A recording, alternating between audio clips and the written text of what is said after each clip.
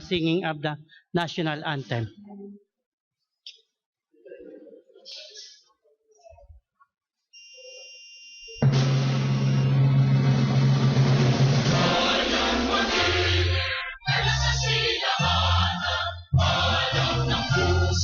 Sa likod ko'y bukay, lupang hinirang, buwan ang pag-ibig, sa manlulupit, di ka masisingin, sa latatang tugtog sa simoy at sa langit ang mga, ay kilapang tula at awit sa kanya'y minamahal, ang isang ng patawat ko'y ay nanatiligay, ang ikupin na parang ang kailan, ang kalimang bibigin,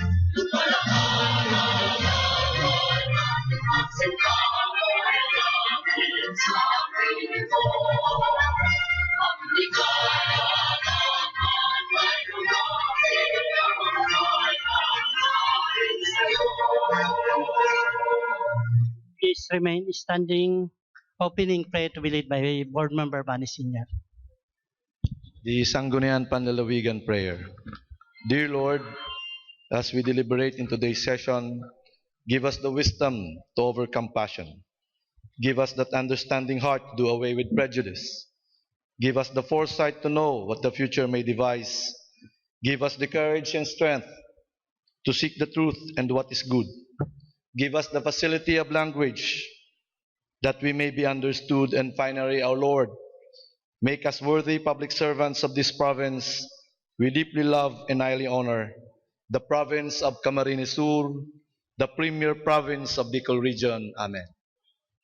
Thank you, Board Member Bani Senior. Madam Secretary, roll call, please. Honorable Vice Governor Fortunato C. Peña, OB. Honorable Board Member Romulo Hernandez. Present.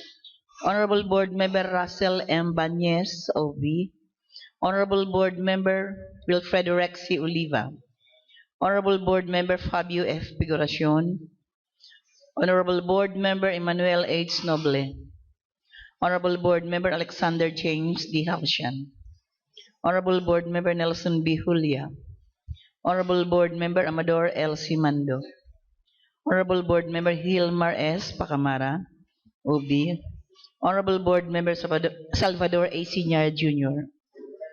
Honorable Board Member Giovanni A. Senior. Honorable Board Member Nelly P. Largo. Mr. Chairman, I have the honor to certify the existence of a quorum. Considering that we have a quorum, we now proceed to our session.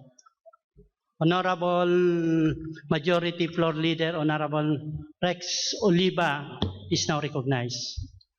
Approval of the journals of the previous session, journals dated July 27, 2016, fourth regular session.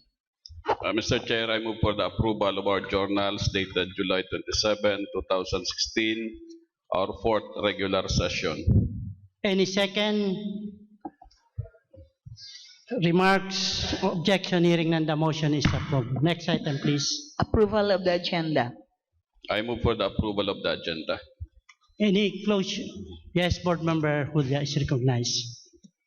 Yes, after BM Julia. I move for the inclusion, Mr. Chairman, resolution requesting the Department of Public Works and Highways, Second Engineering District, through District Engineer Rebecca J. Roses, to urge all contractors of various road widening projects along Maharlika Highway leading to Naga City, the temporary suspension of road diggings, excavation that causes traffic congestion, and the immediate completion of and ongoing road construction works and preparation of the incoming celebration of Piña Francia festivities. I move for this inclusion, Mr. Chairman, and the basis for the day. Yes. Any Second. inclusion? Second. Yes, Board Member Butch Figuracion is recognized. Thank you, Mr. Chair, Majority Floor. Inclusion under business for the day. Resolution authorizing the provincial government of Kamsur through Honorable Governor Miguel Luizar Villafuerte to construct, operate, and maintain a 15-bed municipal hospital to be known as the Calabanga Municipal Hospital to be located in Barangay Paulbo, Calabanga, Camarines Sur. I move for its approval. Any Mr. Chair. second? I second. Remarks? Hearing none, the motion is approved. Thank you. Any inclusion? Mr. Chair, please, I have two inclusions under business for the day. One, Mr. Chair, is a resolution highly enjoining all component local government units, including the 1,036 barangays in the territorial jurisdiction of the province of Camarines Sur, to conduct authorized drug testing in all their respective offices for a drug-free workplace, and to provide substantial funds for the implementation thereof. I move for its inclusion, Mr. Chair. Any second? Any second? Seconded by James Hausan. Remarks, objection, hearing none, the motion is approved. Another, Mr. Chair, is a resolution earnestly appealing to the House of Representatives through the House Speaker, Honorable Pantaleon D. Alvarez, and the Chairman of the House Committee on Ways and Means, Honorable Rex Kua, and to the Senate of the Republic of the Philippines through the Senate President, Honorable Aquilino Coco Pimentel III, and the Senate Committee on Ways and Means, Senator Juan Edgardo Sani M. Angara, to rescind the proposal of the Department of Finance through Secretary Carlos G. Dominguez to lift or to repeal the exemption of payment of 12% value-added tax on certain goods and services for the senior citizens and persons with disability, as provided for by Republic Act number 9994, or the Expanded Senior Citizens Act of 2010, and Republic Act 10754, or the Magna Carta for persons with disability, respectively. I move that this be included under business for the day. I so move, Mr. Chair. Any second? Seconded by seconded. Any remarks, objection, hearing none, the motion is approved. Next item, please. Mr. Chair, there are letters addressed to the Honorable Vice Governor, and as per agreement by principle that we will accommodate letters, resolutions from the component municipalities in order that makahabol sa timetable na 30-day period review. One, Mr. Chair, is the basic letter from the Office of the Planning and Development Coordinator. The subject matter is the endorsement of civil society organization representatives to the provincial special bodies, councils, and committees. I move that this be calendared under circulars, letters, and communications. Any second? Second by Board Member Noble. Any remarks, objection, hearing none, the motion is approved. Second, Mr. Chair, is the first endorsement coming from the municipality of Buhi, signed by the Secretary to the Sangguniang, Nora L. Hortal, forwarding to the honorable members of the Sangguniang Panlalawigan of Camarines Sur for review thereof 5 photocopies of Appropriations Ordinance number 16/2019, with endorsement letter signed by the municipal mayor, certification that said amount are available, signed by the municipal budget officer, municipal treasurer, and municipal accountant. I move that this be calendared under items for review of municipal and city resolutions and ordinances. I so move, Mr. Chair. Any second? Seconded by Attorney Simando. Any objection, hearing none, the motion is approved. Next item, please. Another, Mr. Chair, is a letter coming from one Honorable Ray C. Dicena, Municipal Councilor of the Municipality of Bula, addressed to the Honorable Vice Governor and through the Chairman of the Committee on Ordinances and Committee on Land Use. May I request, Mr. Chair, that this be included under letters, circulars, and memorandum. I move for its inclusion. Any second? Seconded by Board Member Simando. Any objection? Hearing none, the motion is approved. Next item, please. There being no other inclusions, Mr. Chair, I now move for the approval of the agenda as amended. Any second? Seconded by Board Member Figuracion. Any remarks, objection in Board Member Senior? Any remarks, objection? Hearing none, the motion is approved. Next item, please. First reading, proposed resolution F2A1, 2016 Internal Rules of Procedures of the Sangguniang Panlalawigan of Camarines Sur. Principal author is Honorable Board Member Wilfredo Rexy Oliva. I move, Mr. Chair, that F2A1 be referred to the Committee on Rules. The motion, this item is referred to the Committee on Rules. Next item, please. F3, circulars, letters, and other communications. The letter from the PDPO dated August 19, 2016. Endorsement of civil society organization representatives to the provincial special bodies, councils, and committees.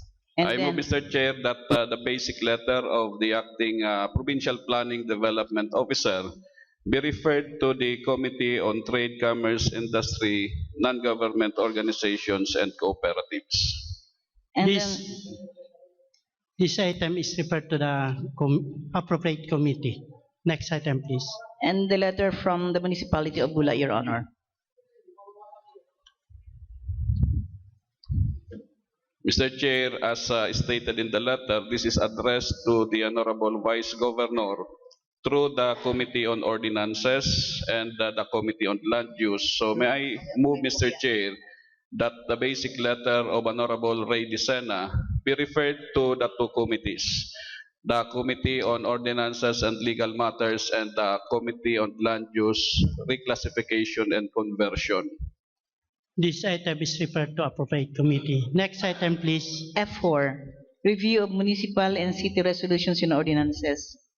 F4A, ordinance number 071-2016 of the municipality of Nabua, Camarines Sur, an ordinance amending certain provisions of ordinance number 024-2013 DS, known as an ordinance creating Nabua Children's Code and for other purposes. I F4, move, Mr. Chair, that F4A be referred to the Committee on Women, Family, and Gender and Development. This item is referred to appropriate committee. Next item, please. F4B, resolution number 62, series of 2016 of the municipality of Del Gallego, Camarines Sur, a resolution affirming the interests of the municipality to avail of the People's Survival Fund lodged before the Climate Change Commission for the implementation of the construction of RCDG bridge. I move, Mr. Chair, that this particular item be referred to the Committee on Infrastructure and the Committee on Public Safety and Disaster Risk Reduction and Management. This item is referred to appropriate committee. Next item, please. F4C, resolution number 64, the series of 2016 of the municipality of Del Gallego, Camarines Sur, a resolution requiring all local government officials and employees in the municipality of Del Gallego, Camarines Sur to undergo mandatory drug testing in support of the advocacy of His Excellency President Rodrigo Roa Duterte to intensify the campaign against illegal drugs and criminality in the country. I move, Mr. Chair, that this be referred to the Committee on Laws and Ordinances and the Committee on Youth and Sports and Drug Prevention. This item is referred to appropriate committee. Next item, please. F4D, resolution number 66 series of 2016 of the municipality of Del Gallego, Camarines Sur, a resolution unanimously approving the herein attached copies of Municipal Development Council resolution number 02 series of 2016 specified as follows. I move that F4D be referred to the Committee on Finance and Appropriations. This item is referred to appropriate committee. Next item, please. F4A, Resolution number 2015-117, Appropriation Ordinance number 2015-014 of the Municipality of Pamplona, Camarines Sur. Resolution approving calendar year 2016 General Fund and Economic Enterprise Budget of the Municipality of Pamplona, Camarines Sur in the amount of 88,830,292 pesos and 60 centavos and 500,000 respectively. I move that this particular resolution under F4E be referred to the Committee on Finance and Appropriations. This item is referred to appropriate committee. Next item, please. And then, Your Honor, the resolution coming from the Municipality of Buhi, Camarines Sur, Your Honor.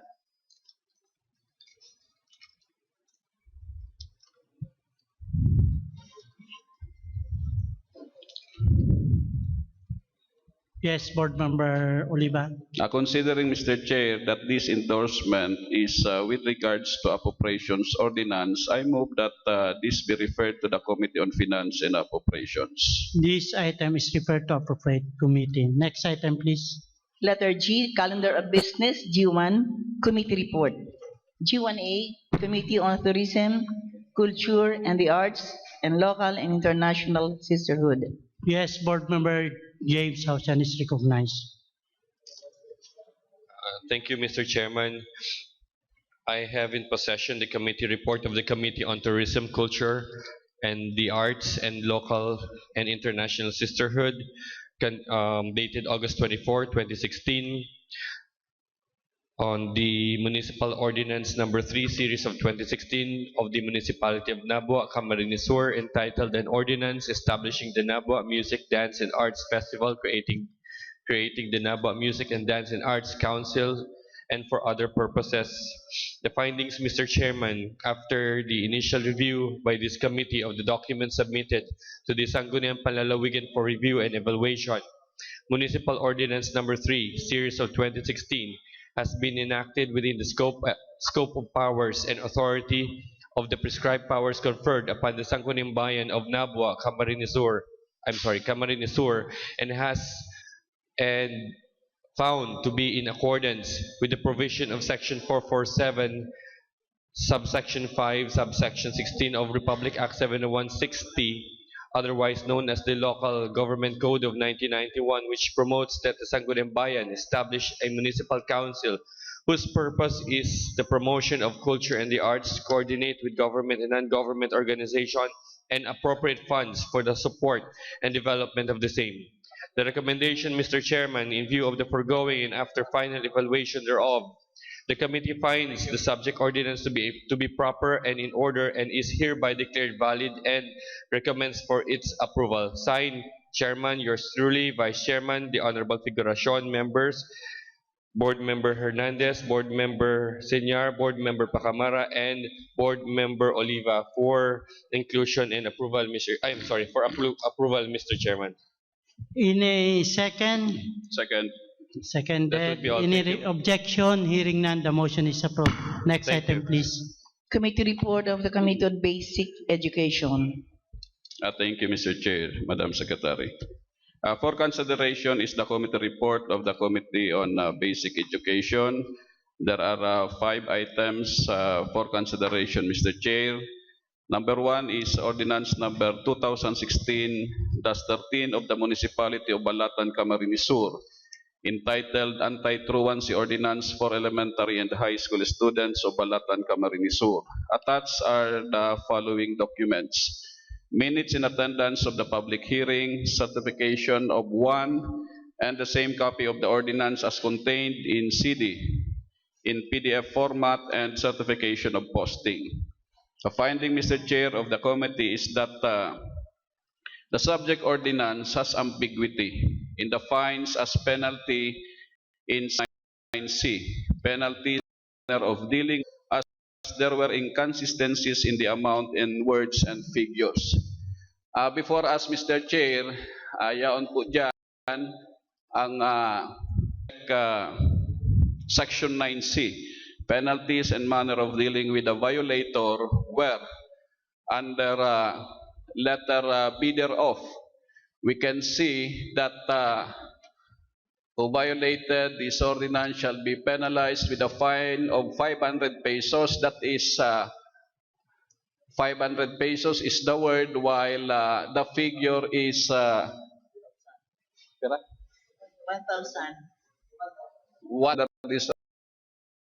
is first offense, a fine ending certain provision. After Mr. Chair, the Sangguniang relative to the Institute of Alternative Learning System in the province. I move for its approval, Mr. Any seconded, any objection? Hearing none, the motion is approved. Next item, please. Fourth item for consideration is Municipal Ordinance Number 2016-69, Series of 2016 of the Municipality of Batu, Camarines Sur, entitled An Ordinance Renaming Lubong High School to Divine Shepherd High School at Lubong, Camarines Sur. Attached is the attendance of public hearing. Findings. The committee, after conducting hearing and careful perusal of the documents presented, noted that there is no showing that the requirements set forth under DepEd Order Number 29, Series of 2011, in relation to Section 13-C-3 and Section 99D of the Local Government Code of 1991 were not complied prior to the enactment of the subject ordinance. Because, Mr. Chair, according to DepEd Order number 29, before a Sangguniang Bayan can name or rename a school, there should first be a recommendation from the local school board, and consultation was made prior to the enactment of the ordinance with the Philippine Historical Institute Commission. So the recommendation, Mr. Chair, of the committee is that considering that the provisions in the aforecited DepEd Order and Republic Act 7160 are conditions precedent in the renaming of public schools by a Sangguniang Bayan, the committee recommends that the ordinance under review be returned to the Sangguniang Bayan of Batu to comply with the process and attach the necessary requirements for further consideration of the Sangguniang Panlalawigan. I move, Mr. Chair, for the adoption and approval of this committee report. Any second? Seconded by Board Member Largo, Board Member Figuracion, Board Member Pausian, Board Member Simando. Any objection? Hearing none, the motion is approved. Next item, please. Last item for consideration, Mr. Chair, is Municipal Ordinance Number 2016-06-031 of the Municipality of Bula, Camarines Sur, entitled An Ordinance Institutionalizing the Barangay Literacy Worker Position in every barangay in the Municipality of Bula, Camarines Sur, detailing duties and functions, qualifications, recruitment, training, and funding. Attached are the following documents: certificate of posting and certification of one and the same copy of the ordinance as contained in CD or PD format. Findings. The committee, after conducting hearing, determined that the Sangguniang Bayan of Bula acted within the scope of the prescribed powers vested to it by Republic Act 7160 when it passed an ordinance institutionalizing the barangay literacy worker position in every barangay in the municipality. In view thereof, Mr. Chair, the committee recommends to declare Municipal Ordinance Number 2016-06-031 of the Sangguniang Bayan of Bula, Camarines Sur valid. I move for its adoption and approval, Mr. Chair. Any second? Seconded by Board Member Largo. Any objection? Hearing none, the motion is approved. Next item, please. Mr. Chair, the members of the committee, the Vice Chairman is the Vice Board Member Hausian, members, Acting Presiding Officer, Board Member Figuracion, and Board Member Nelson Julia. Thank you, Mr. Chair. Next item, please. G3, business for the day. G3A, resolution earnestly requesting Secretary Emmanuel Piñol of the Department of Agriculture to consider the province of Camarines Sur as one of the beneficiary provinces of the Special Area for Agricultural Development Program of the Department of Agriculture. Yes, Board Member Julia is recognized.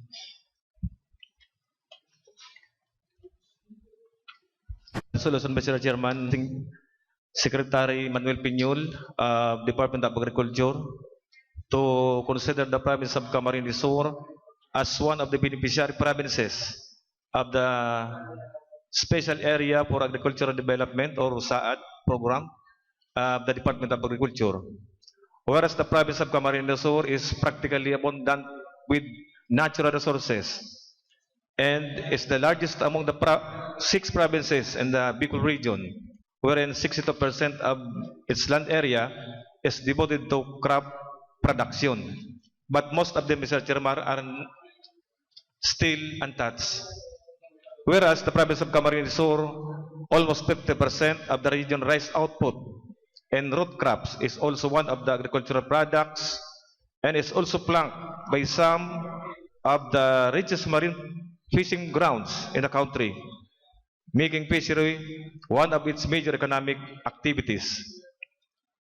Whereas the Department of Agriculture, through the trust in initiative of President Rodrigo Roa Duterte, focuses on the country's poorest provinces and increase food production and alleviate poverty and serious and lifting farmers out of poverty. Whereas a new program strategy called Special Area for Agricultural Development had been established by the Department of Agriculture that will look at the weaknesses of areas with highest poverty incidence and the potential in food production and provide them funding support on livelihood programs.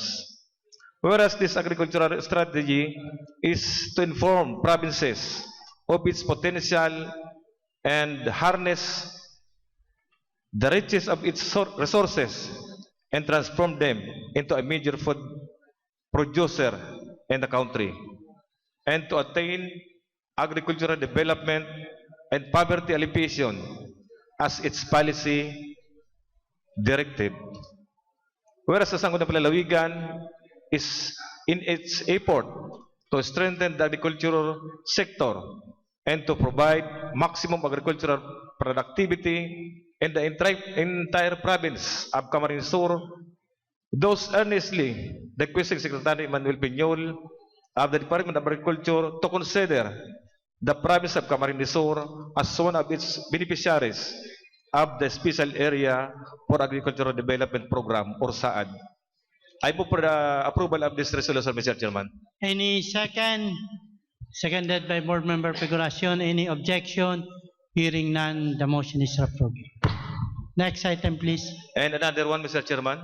Yes, Board Member. Resolution requesting the Department of Public Works and Highways, Second Engineering District, through District Engineer Vica A. Roses, to urge all contractors of various road widening projects along Maharlika Highway leading to Naga City the temporary suspension of road diggings, excavation that causes traffic congestion, and the immediate completion of the idle and the ongoing road construction works and preparation of the incoming celebration of Peña Francia festivities.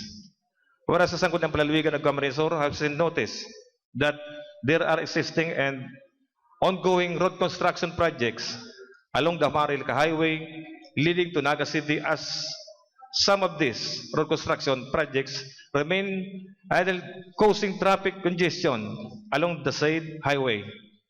Whereas the Sangguniang Panlalawigan of Camarines Sur has likewise noticed that some of the contractor of such road construction projects have failed in managing traffic at work sites, those aggravating the congestion of traffic in the Maharlika Highway along such work sites. Whereas the Peña Francia festivities is fast approaching and the Sangguniang Panlalawigan is only warned that the arrival of pilgrimage visitors and motorists to Naga City would only aggravate the traffic congestion should the aisle existing on the ongoing road construction projects would not be completed, more so if the road digging and excavation would not be temporarily suspended. Whereas this is the great need to urge the construction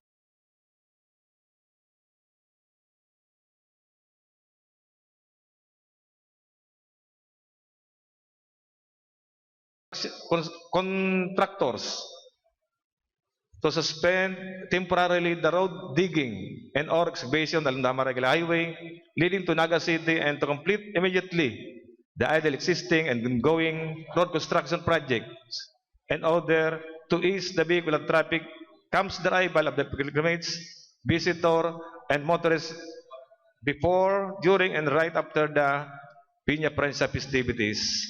I move for the approval of this resolution, Mr. Chairman, as co-sponsor and the major sponsor of this resolution, Mr. Chairman, is Board Member Pacamara. Any second? Seconded by Board Member Largo and Board Member Oliva. Any objection? Hearing none, the motion is approved. Next item, please. Inclusion of Honorable Figuracion. Board Member Figuracion is recognized. Thank you, Mr. Chair. Under business for the day, resolution authorizing the provincial government of Camarines Sur through Honorable Governor Miguel Luis R. Villaperte to construct, operate, and maintain a 15-bed municipal hospital to be known as Calabanga Municipal Hospital to be located in Barangay Polvo, Calabanga, Camarines Sur. I move for its approval, Mr. Chair. Any second? Seconded by Board Member Salvador Siñar, Board Member James Saucian, Board Member Largo. Any objection? Hearing none, the motion is approved. Next item, please. Inclusion of Honorable Oliva. Board Member Oliva is recognized. Thank you, Mr. Chair. Mr. Chair, this is a resolution highly enjoining all component local government units, including the 1,036 barangays in the territorial jurisdiction of the province of Camarines Sur, to conduct authorized drug testing in all their respective offices for a drug-free workplace and to provide substantial funds for the implementation thereof. Whereas His Excellency President Rodrigo R. Duterte is intensifying its relentless efforts to fight illegal drugs in the whole country. Whereas the provincial government of Camarines Sur, through Honorable Miguel Luis R. Villaperte, Governor is also heightening on its war against the use of illegal drugs, and therefore a strong plan of action must be established by the component local government units and the barangays to do the same.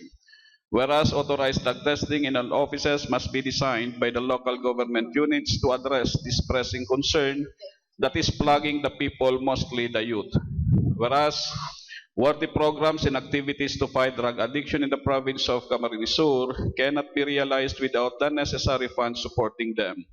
Whereas Section 51 of Republic Act 9165, otherwise known as the Comprehensive Dangerous Drugs Act of 2002, provides that all local government units shall appropriate a substantial portion of their respective annual budgets to assist in or enhance the enforcement of said act, giving priority to preventive or educational programs and the rehabilitation or treatment of drug dependence.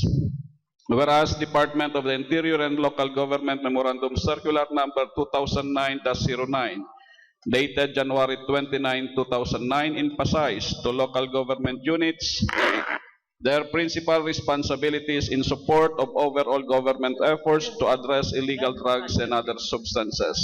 Whereas the Sangguniang Panlalawigan of Camarines Sur is likewise in the process of enacting an ordinance entitled an ordinance institutionalizing the drug-free workplace program, mandating the conduct of authorized drug testing by all offices and component local government units in the territorial jurisdiction of the province of Camarines Sur, including the 1,036 barangays, providing funds therefore and providing penalties for violation thereof.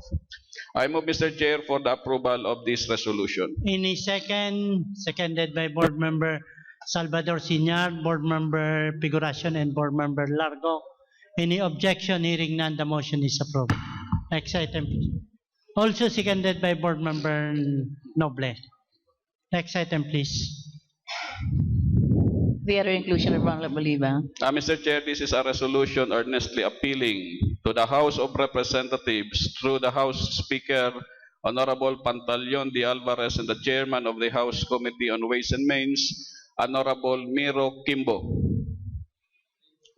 and to the Senate of the Republic of the Philippines through Senate President Honorable Aquilino Coco Pimentel III, and the Senate Committee on Ways and Means, Senator Juan Edgardo Saniam Angara, to rescind the proposal of the Department of Finance to Secretary Carlos G. Dominguez to lift or to repeal the exemption of payments of 12% value-added tax on certain goods and services for the senior citizens and persons with disability, as provided for by Republic Act 9994 or the Expanded Senior Citizens Act of 2010 and Republic Act 10754 or the Magna Carta for Persons with Disability, respectively. Mr. Chair, members of this committee were furnished of a copy of this resolution. So I move for the approval of this resolution. Any second? Seconded by Board Member Noble. Any objection? Hearing none, the motion is approved. Next item, please. Other matters? Other matters? Board Member Noble is recognized. Mr. Chair, thank you very much. May I know if next Wednesday it is considered regular session, considering that they can also come up for meetings.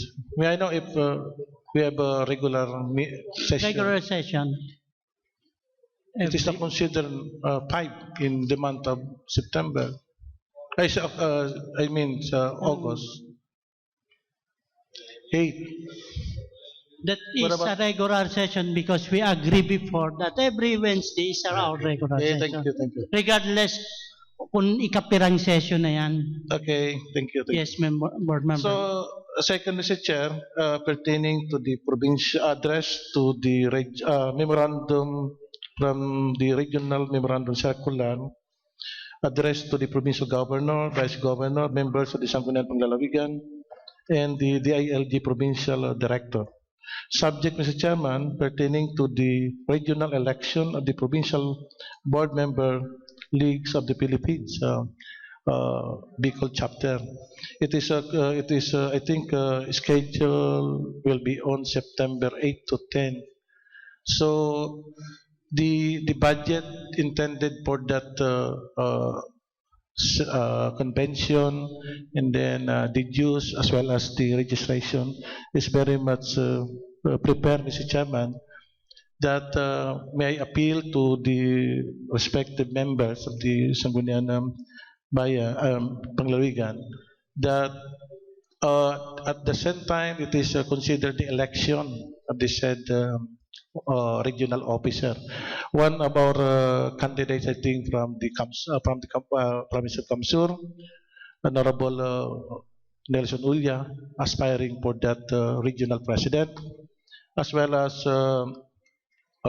board member James Ocean for board of director. Any other members, if willing also to aspire for that any position of that, please inform para po ma-schedule that.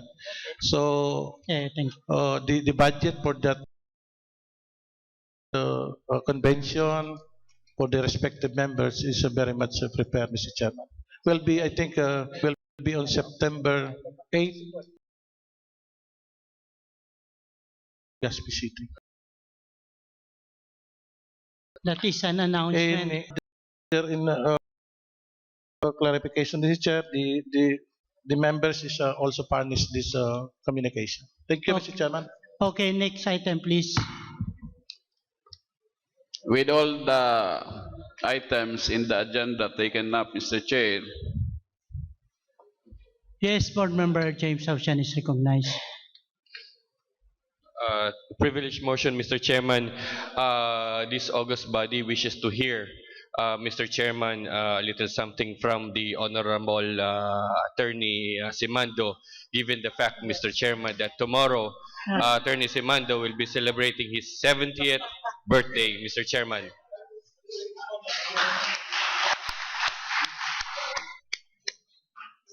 That would be all, Mr. Chairman. Okay, the next item.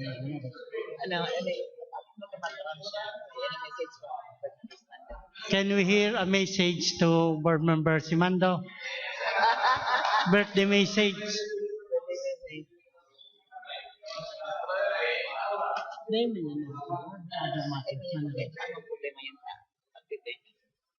Thank you, Mr. Chairman. Thank you, James. Ang birthday ko sa aga pa. Pero binulgar na ni James. Anyway, I thank God for giving me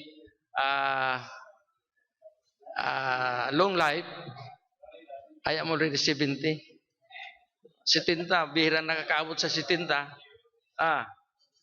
Pero ang nakasabi ko lamang na although I am a senior citizen, ang pagka-senior citizen ko ibang klase. Senior citizen ako paghali sa bayan pa itaas, paghali sa bayan pa ibaba, ay junior na junior yan, Mr. Chairman. So, salamat sa inyo ka boss. Sa aga maghirilingan kita. Digdi.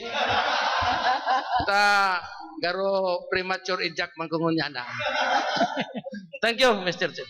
Thank you, Board Member Simando. Happy birthday. Next item, please. For and on behalf of the Sangguniang Panlalawigan, I am extending our gratitude to the celebrant as he already tendered sumptuous lunch Kasubago po. And our greetings also for of a happy birthday. May your tribe increase, Honorable Simando. So with all the matters in the agenda taken up, Mr. Chair, I now move to adjourn. The session is adjourned. Oy.